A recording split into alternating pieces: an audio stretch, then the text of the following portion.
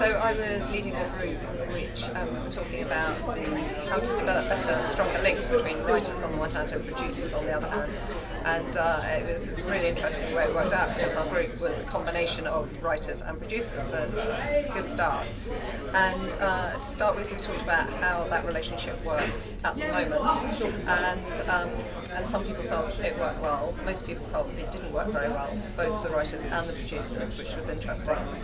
There was a general feeling that both from the writers and the producers that they wanted to work together at a much earlier stage. So clearly from a writer's point of view, that's interesting. The producer is working alongside them and can have their own creative input as well as the writers are writing. And from the writer's point of view, they know that the producer is going to help them to raise funding and to put on workshops and showcases and then get their piece on stage. So we then talked about whether that was working well at the moment, and generally we felt it wasn't.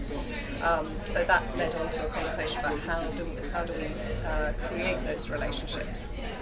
And it was seen that Beam, which was an event that was put on by MMD and MTN earlier on this year, was a real move forward in that.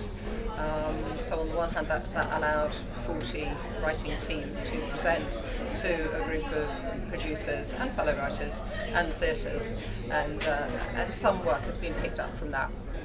But that's just the start, and the view was that Beam should happen at least every year, and in fact then there should be mini Beams around the country, and that if this was a good environment, then we should just be doing more of that.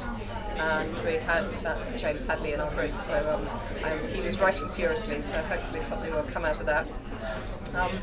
The producers also felt that it wasn't just the relationship with the writers, but the producers struggled in their relationships with venues. And they weren't necessarily able to get venues on board because venues are risk averse, and they want to produce what they know is going to sell to an audience, and a new musical is obviously highly risky. So that was a challenge from the producers' point of view. And as a group, we felt that the three groups of people, so writers, producers and venues, all need to spend more time together, getting to know each other and working together at a much more early and at a sort of organic stage.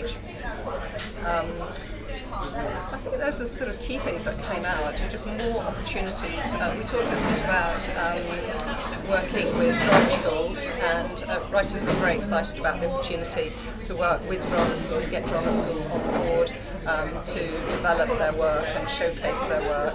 And the only downside to that was that the drama schools felt that they needed shows with big casts for all their students, and writers are trying to write shows with not such big casts.